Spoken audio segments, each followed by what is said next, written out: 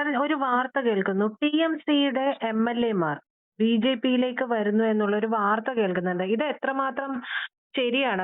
ബംഗാളിൽ മമത ജയിക്കുകയൊക്കെ ചെയ്തിട്ടുണ്ടല്ലോ പല മണ്ഡലങ്ങളിലും. അത് വളരെ സത്യമാണ്. വളരെ സത്യമായിട്ട് ഭവിക്കും. അങ്ങനെയുള്ള സാഹചര്യങ്ങളെല്ലാം അതിനനുസരിച്ച് ഒരുങ്ങിക്കൊണ്ടിരിക്കുകയാണ്. അതിന്റെ കാരണമെന്ന് പറഞ്ഞു കഴിഞ്ഞാല് മമതയെ സംബന്ധിച്ചിടത്തോളം അവരൊരൊറ്റ നേതാവല്ലേ ഉള്ളൂ. തൃണമൂൽ കോൺഗ്രസ് അല്ല വേറെ ആരാ നേതാക്കന്മാരുള്ളത്? ഒറ്റ ആളേ ഉള്ളൂ. പിന്നെ അവിടെ അനന്തരവനന്തര ആള് നടക്കുന്നുണ്ട്. പക്ഷെ അയക്കുന്ന അവിടെ ജനസ്വാധീനമില്ല. അതോടൊപ്പം തന്നെ അവരുടെ അണികൾ ചോർന്നു പോയി. അണികൾ മുഴുവൻ ചോർന്നു പോയില്ലേ? ഇപ്പൊ 1 കോടി വോട്ടർമാര് 90 ലക്ഷം വോട്ടർമാർ അവിടുന്ന് പോയി എന്ന് പറഞ്ഞു കഴിഞ്ഞാൽ കൃത്യമാണ്. അവിടെ അവരുടെ അനധികൃതമായിട്ട് അവര് കഴിഞ്ഞ പ്രാവശ്യം 60 ലക്ഷത്തിന്റെ ഭൂരിപക്ഷത്തിൽ കയറിയ ബംഗ്ലാദേശികൾ അടക്കമുള്ള അവരുടെ മൈനോറിറ്റി വോട്ട്സ് എല്ലാം അവിടുന്ന് ചോർന്നു പോയിരിക്കുന്നു. അല്ലെ, അനധികൃത വോട്ടുകൾ പോയി. പിന്നെ അവർക്ക് എന്താ മാർഗം? പക്ഷേ 80 MLA-മാരെ കിട്ടിയിട്ടുണ്ട് കേട്ടോ. 80 MLA-മാരെ അവർ ജയിച്ചു വന്നിട്ടുണ്ട്. ഇവർക്കിനി എന്താ? ഒരു നേതാവില്ലാതെ അണികൾ മാത്രം അവിടെ നിന്നിട്ട് കാര്യമുണ്ടോ? അതിനല്ല, അതിർത്തി വേലി കെട്ടുകയാണ്. കേന്ദ്ര സർക്കാർ അതിർത്തി വേലി കെട്ടുന്നു. ചിക്കൻ നെക്കിലടക്കം സൈനിക സാന്നിധ്യം വരുന്നു. പട്ടാളം സാന്നിധ്യം വരികയാണ്. അതിർത്തി കെട്ടി അടച്ചു കഴിഞ്ഞാല് ഇപ്പൊ പോകുന്നവന്മാർക്കൊക്കെ പോകാം. ഇപ്പം ഈ ബംഗ്ലാദേശികളായിട്ട് ഇവിടെ കിടക്കുന്നവന്മാർക്ക് സ്ഥലം വിടാമെങ്കിൽ സ്ഥലം വിടാം. അല്ലാതെ ഇനിയിപ്പോ ഒരുത്തനെയും കിട്ടത്തില്ല. അവിടെ അതിർത്തിയിൽ മറ്റേ ഇവരെ ഷെൽട്ടറും ഒക്കെ പണിയുകയാണ്. എന്നിട്ടും ഇവിടെ അനധികൃതമായിട്ട് താമസിക്കുകയാണെങ്കിൽ എല്ലാത്തിനെയും പിടിച്ച് ഷെൽട്ടറിനകത്തിട്ട് പൂട്ടും, പട്ടാളം പൂട്ടും. പിന്നെ ഇവിടുന്ന് ജീവിതകാലത്ത് ഇവിടുന്ന് പോകാനൊക്കത്തില്ല. അപ്പൊ അതുകൊണ്ട് റേഷൻ കാർഡും കട്ട് ചെയ്തല്ലോ. റേഷൻ കാർഡും കട്ട് ചെയ്യുകയാണ്. അതായത് ഇന്ത്യക്കാരല്ലാത്തവൻ ഇന്ത്യയിൽ വേണ്ട. അതാണ് നയം. അതാണ് നമ്മുടെ സർക്കാരിന്റെ നയം എന്ന് പറയുന്നത്. അപ്പൊ അതുകൊണ്ട് ഒരു പകുതി 3/4 പേരും പോയി. നമ്മുടെ കേരളത്തിൽ എന്താണ് ഇപ്പൊ പണിക്ക് ആളെ കിട്ടാത്തത്? ഒരു കൺസ്ട്രക്ഷൻ രംഗത്തൊന്നും ആരുമില്ല.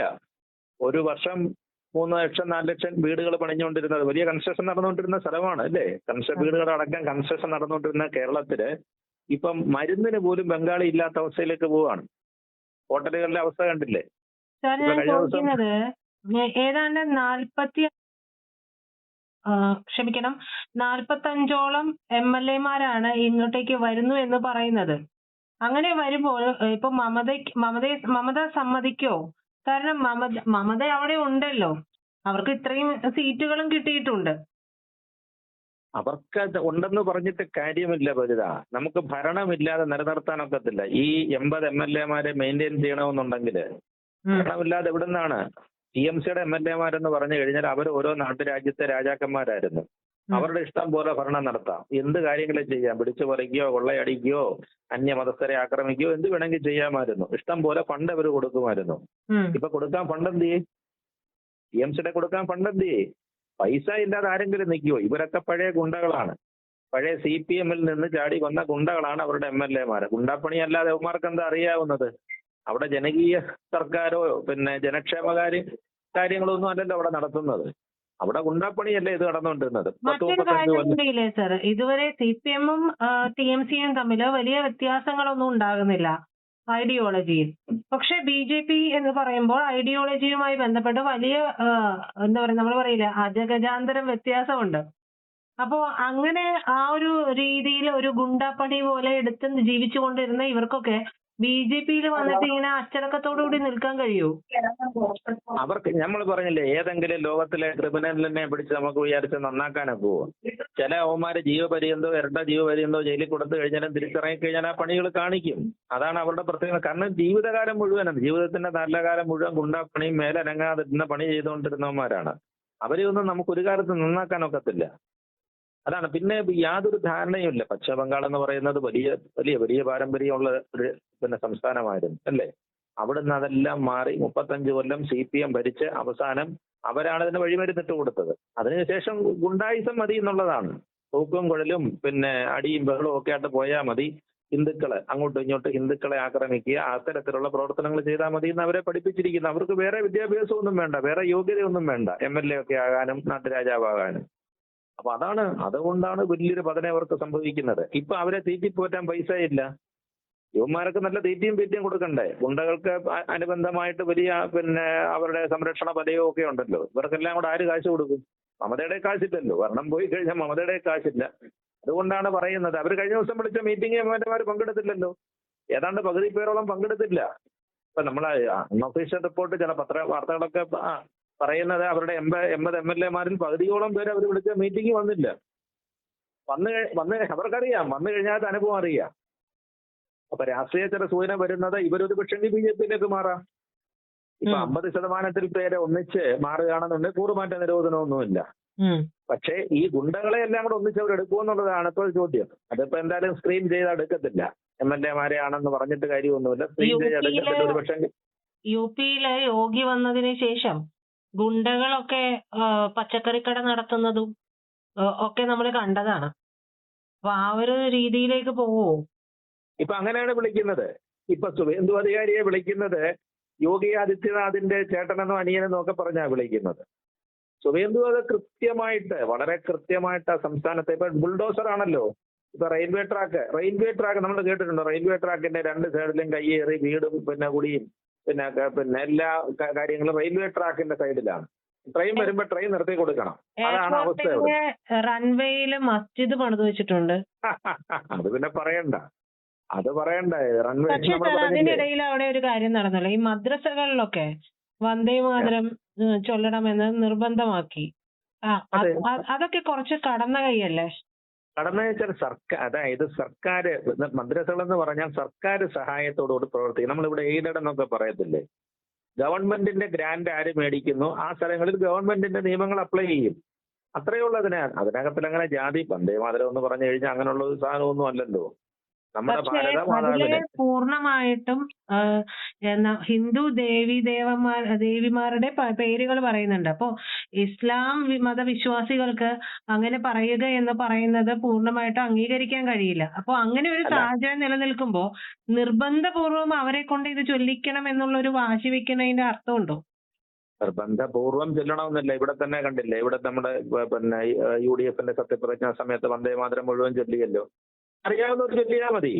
പക്ഷേ പിന്നീട് പറഞ്ഞ അത് പൂർണ്ണമായിട്ടും ചൊല്ലുമെന്ന് അറിയില്ലായിരുന്നു എന്നാണ് പറഞ്ഞത്. ഇപ്പൊ വിജയുടെ സത്യപ്രതിജ്ഞാ ചടങ്ങിലും അങ്ങനെ തന്നെയാണല്ലോ. എന്ന് വെച്ചാൽ പാർലമെന്റ് പാസ്സാക്കിയ നിയമം അറിയത്തില്ലെന്നാണോ അതിന്റെ അർത്ഥം? പാർലമെന്റ് പാസ്സാക്കിയിരിക്കുന്നത് അങ്ങനെയാണ്. അത് മുഴുവനുമായിട്ടും ചൊല്ലണമെന്നാണ്. നിയമം പാസ്സാക്കിയിരിക്കുന്ന രാജ്യമാണിത്. ഇത് നിയമവ്യവസ്ഥ നമ്മൾ അംഗീകരിക്കണ്ടേ? ഒരു നിയമവ്യവസ്ഥ അങ്ങനെയാണ് പാർലമെന്റ് പാസ്സാക്കിയിരിക്കുകയാണത്. മുഴുവനും ചൊല്ലണമെന്നുള്ളത്. അല്ലാതെ അവിടെ വാലും മുറിയും ചൊല്ലണമെന്നല്ല പറഞ്ഞിരിക്കുന്നത്. അപ്പൊ അങ്ങനെ അറിയാവുന്നവര് ചൊല്ലുക, അറിയാൻ വയ്യാത്തവര് വെറുതെ നിന്നാ മതി. ശരിയാണ്. പക്ഷേ ഈ മദ്രസകളിലേക്കൊക്കെ പറയുക എന്ന് പറയുന്നത് അത് കുറച്ച് അത്രയും നിർബന്ധമാക്കേണ്ട കാര്യമുണ്ട്. മദ്രസ എന്ന് പറയുന്നത് സ്വാഭാവികമായിട്ടും അവരുടെ മതവിദ്യാഭ്യാസമാണ്. ബംഗാൾ പോലുള്ള സംസ്ഥാനങ്ങളിലൊക്കെ അതല്ലാതെയുള്ള വിദ്യാഭ്യാസവും ഒക്കെ അവിടെ നൽകുന്നുണ്ട് എന്നല്ലേ പറയുന്നത്. അപ്പോ അങ്ങനെ ഒരു പൊതു വിദ്യാഭ്യാസം കൂടി അവിടെ നൽകുമ്പോൾ അങ്ങനെ ഒരു പൂർണ്ണമായിട്ട് നിർബന്ധം പിടിക്കേണ്ട ആവശ്യമുണ്ടോ? നിർബന്ധം പിടിക്കുന്നില്ല, അത് ചൊല്ലും. പിന്നെ നമ്മൾ സർക്കാർ സഹായം മേടിക്കുന്ന സ്ഥാപനങ്ങളിലേ ഉള്ളൂ. അല്ലാതെ എയ്ഡഡ് സ്ഥാപനങ്ങളിൽ, അതായത് ഗവൺമെന്റിന്റെ പൈസ നിങ്ങൾ മേടിച്ചിട്ടാണ് മതപരമായ കാര്യങ്ങൾ അവിടുത്തെ പിന്നെ പഠിപ്പിക്കുന്ന ആളുകൾക്ക് ശമ്പളം കൊടുക്കുക, മറ്റു കാര്യങ്ങൾ കൊടുക്കുക. അതിന് സർക്കാർ സഹായം കൊടുക്കുന്നുണ്ടെങ്കിൽ ഗവൺമെന്റ് പറയുന്ന കാര്യങ്ങൾ അനുസരിക്കണം. അത്രയേ ഉള്ള നിയമം. അല്ല വേറെ ഒന്നും പറയില്ല. നീ വേണ്ടെന്ന് പറഞ്ഞാൽ മതി. ഞങ്ങൾക്ക് സർക്കാരിന്റെ സഹായം ഒന്നും വേണ്ട, ഇല്ല തന്നെ ഞങ്ങൾ നടത്തിക്കണം എന്ന് പറഞ്ഞാൽ പ്രശ്നങ്ങൾ വരുന്ന ആരെങ്കിലും സ്വകാര്യ സ്ഥാപനത്തിൽ പള്ളി കയറി ചെല്ലണമെന്ന് പറയാറുണ്ടോ? ഒന്നും പറയാറില്ലല്ലോ. മറ്റേ ക്രിസ്ത്യൻ ദേവാലയങ്ങളിലോ മറ്റു കയറി പറയാൻ ചൊല്ലാറില്ല. അല്ലെ, നമ്മൾ സർക്കാരിന്റെ സഹായം പറ്റുകയും വേണം, എന്നാൽ ഗവൺമെന്റ് പറയുന്നത് അനുസരിക്കത്തില്ല എന്ന് പറഞ്ഞു കഴിഞ്ഞാൽ അതെന്തൊരു നിയമമാണ്? അതാണ് ചോദ്യം ചെയ്യപ്പെടുന്നത്. അതാണ് ഇവിടെ ചോദ്യം ചെയ്യപ്പെടുന്നതെന്ന് പറയുന്നത്. അപ്പൊ നമ്മൾ പറഞ്ഞു വന്നതെന്ന് പറഞ്ഞു കഴിഞ്ഞാല് പിന്നെ ഈ പശ്ചിമ ബംഗാളിലെ എം എൽ എമാര് ഒരു പക്ഷം ഈ പറഞ്ഞതുപോലെ ഏത് സമയത്തും അറിയപ്പെടാവുന്ന സാധ്യതയുണ്ട്. വലിയ നീക്കങ്ങൾ അത്തരം കാര്യങ്ങളൊക്കെ നടത്തുകയും ചെയ്യും.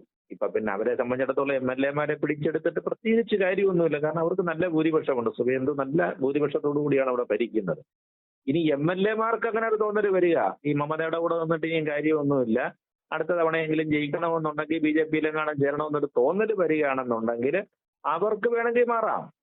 ഇപ്പൊ അതിന്റെ ഒരു സൂചനയാണ് കാണിക്കുന്നത്. ആ 80ഓളം പേരില് പകുതി പേരില്ല, അതായത് കൂറുമാറ്റത്തിനപ്പുറത്തേക്ക് കടന്നു കഴിഞ്ഞാൽ അവർക്ക് വേണമെങ്കിൽ BJP ചേരാം. പക്ഷെ ഞാൻ നേരത്തെ പറഞ്ഞ സ്ക്രീനിങ് ഉണ്ടാവും. തനി ഗുണ്ടകളെയും അല്ലെങ്കിൽ ഇത്ര അവരൊരു ബാക്ക്ഗ്രൗണ്ട് ചെക്ക് ചെയ്തിട്ട് അവർ എടുക്കത്തുള്ളൂ. അതാണ് ഇപ്പൊ മമതയ്ക്ക് വലിയ പറ്റിയിരിക്കുന്ന കുഴപ്പങ്ങൾ. മമത ഇപ്പൊ പറഞ്ഞില്ല, കഴിഞ്ഞ ദിവസം അവിടെ ബുൾഡോസർ കൊണ്ട് ഈ അനധികൃത കൺസ്ട്രക്ഷൻസ് മുഴുവൻ ഇടിച്ചു നിരത്തിയിരിക്കുകയാണ്. കൽക്കട്ട, നമ്മൾ പറഞ്ഞില്ലേ, കൽക്കട്ട അടക്കം മുമ്പേ അതാണ് സൂചിപ്പിച്ച എയർപോർട്ടില് എയർപോർട്ടിനകത്തിൽ അങ്ങനെ ഒരു രാജ്യത്തിന്റെ ഒന്ന് ആലോചിച്ച് നോക്ക്, ഒരു എയർപോർട്ടിന്റെ റൺവേയിലാണ് ഇത് കൊണ്ടുവച്ചിരിക്കുന്നത്. എത്രയോ കാലങ്ങളായിട്ടിരിക്കുകയാണ്. എന്നിട്ട് അത് പിന്നെ മുട്ടാതിരിക്കാൻ ഡീവിയേറ്റ് ചെയ്തിട്ട് വേറെ റൺവേ പിന്നെ അത് തന്നെ തിരിച്ച് വിട്ടിരിക്കുകയാണ്. വളരെ വർഷങ്ങളായിട്ടുള്ള ഏർപ്പാടുകളാണ് ഇതൊക്കെ. കോൺഗ്രസിന്റെ കാലം തൊട്ടേ ഉള്ള ഏർപ്പാടുകളാണ് ഇതൊക്കെ. ഇത് എവിടെങ്കിലും ഒരു പിന്നെ ജനാധിപത്യ രാജ്യത്ത് അനുവദിക്കാവുന്ന കാര്യങ്ങളാണോ? അത്തരം കാര്യങ്ങളിൽ മാറ്റുക എന്നുള്ളത്. അതിന് വേറെ സ്ഥലം കൊടുത്താൽ മതിയല്ലോ. മോസ്ക് സ്ഥാപിക്കുന്നതായിട്ട് വേറെ ഇതിന് ചെയ്താൽ മതി. കുറച്ച് ആളുകളൊക്കെ എൻ്റെ ഇവിടെ വരുന്നുള്ളൂ. അതിപ്പോ എയർപോർട്ട് റൺവേയിൽ ഇത് വേണമെന്നൊക്കെ പിടിക്കാൻ പറ്റുമോ നമുക്ക്? അപ്പൊ പറയുമ്പോൾ അവർ അതിൻ്റെതായ ഒരു ക്ലീൻ ഇതിലേക്കാണ് അത് കൊണ്ടുപോകുന്നത്. ഇപ്പൊ റൺവേ മാത്രമല്ല, എയർപോർട്ട് മാത്രമല്ല, മറ്റേ കൽക്കട്ട നഗരം കണ്ടില്ലേ? കൽക്കട്ട നഗരത്തിന്റെ ഒരുവിധപ്പെട്ട ഭാഗങ്ങളെല്ലാം കയ്യേറിയിരിക്കുകയാണ്. വൻ കയ്യേറ്റമാണ് അവിടെ നടന്നിരിക്കുന്നത്. അവിടെ റോഡ് ഏതാ, വീട് ഏതാ, മനുഷ്യരേതാ, റെയിൽവേ ട്രാക്ക് ഏതാ, ഒന്നും തിരിച്ചറിയാൻ മേലാത്ത അവസ്ഥയിലാണ് ആ വലിയ മഹാനഗരം പോയിരിക്കുന്നത്. അതിനെ ക്ലീനപ്പ് അത് വൃത്തിയാക്കി എടുക്കുക തന്നെയാണ് അതിന്റെ കാര്യങ്ങളാണ്. പക്ഷെ ആ സമയത്ത് സുവേന്ദുവിന് കിട്ടിയിരിക്കുന്ന പേരാണത്. ഇപ്പൊ അങ്ങനെ പറയുന്നതാണ്, യോഗി ആദിത്യനാഥിനെ കണ്ടു പഠിക്കുകയാണോ, ആദിത്യനാഥിനെ യോഗിക്ക് പഠിക്കുകയാണെന്നാണ് പറയുന്നത്. അതാണ് സുവേന്ദു ചെയ്തുകൊണ്ടിരിക്കുന്നതാണ്. ഇപ്പം മമതയടക്കമുണ്ട്. പക്ഷെ അതുകൊണ്ടും നിലനിൽക്കത്തില്ല. കാരണം ഇവരുടെ അസ്തമിച്ചു കഴിഞ്ഞു. മമത എന്ന് പറയുന്ന ഒരു ഭരണാധികാരിയും അവരുടെ ഭരണവും അവിടെ അസ്തമിച്ചു കഴിഞ്ഞു. ഇനിയും സുവേന്ദുവിന്റെ അല്ലെങ്കിൽ BJP-യുടെ കാലമാണ് വരുന്നത്. അവരുടെ ഭരണമാണ് വരുന്നത്. എന്തായാലും ഗുണ്ടായിസം അവർ ചെയ്യത്തില്ലെന്ന് ഏതാണ്ട് ഉറപ്പാണ്. കാരണം അവരുടെ അല്ലെങ്കിൽ ഇന്ത്യയിൽ ഇത്രയും 10-20 സംസ്ഥാനങ്ങൾ ഭരിക്കുന്ന ഒരു പാർട്ടിയെ സംബന്ധിച്ചിടത്തോളം ഗുണ്ടാപ്പണി കൊണ്ടൊന്നും അല്ലല്ലോ അവർ ഇന്ത്യ ഭരിക്കുന്നത്. അപ്പൊ അതുകൊണ്ട് ആളുകൾക്ക് പ്രതീക്ഷയുണ്ട്. നമ്മുടെ അതിർത്തി നമ്മൾ സംരക്ഷിക്കുന്നുണ്ട്. ഈ ബംഗ്ലാദേശും മറ്റേ ഇങ്ങനെ ചുറ്റുവട്ടത്തും ചൈന ഉണ്ട്, മ്യാൻമാർ, നമ്മുടെ രാജ്യത്തിന്റെ അതിർത്തി സംരക്ഷിച്ചെടുക്കുക. അത് നമ്മുടെ വലിയ പ്രധാനപ്പെട്ട